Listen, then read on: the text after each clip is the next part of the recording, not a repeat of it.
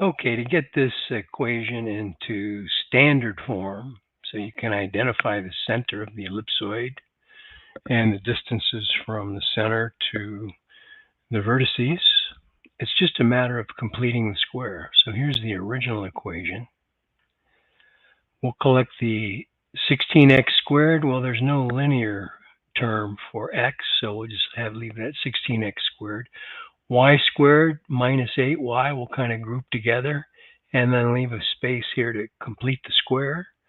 And then for 16z squared minus 160z, to complete the square, it's better to have a leading coefficient on the squared term of 1. So I'll factor out a 16 and leave a space to complete the square. And well, let's move the 400 to the other side.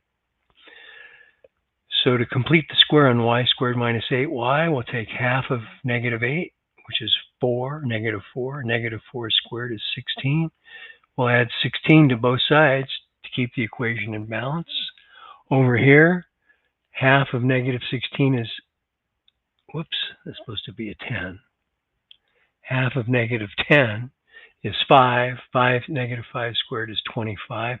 So we'll add 25 to both. Well, we're not really adding 25.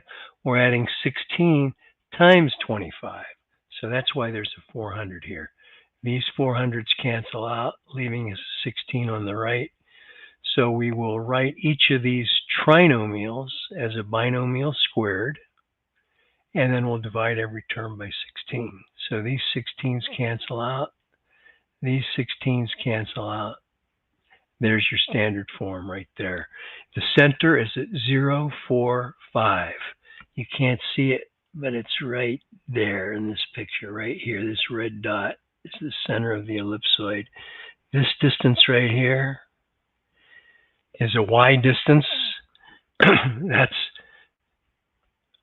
what this distance is. The square root of 16 is 4. So this distance is 4, and this distance is 4. And the denominators here are understood to be 1 squared.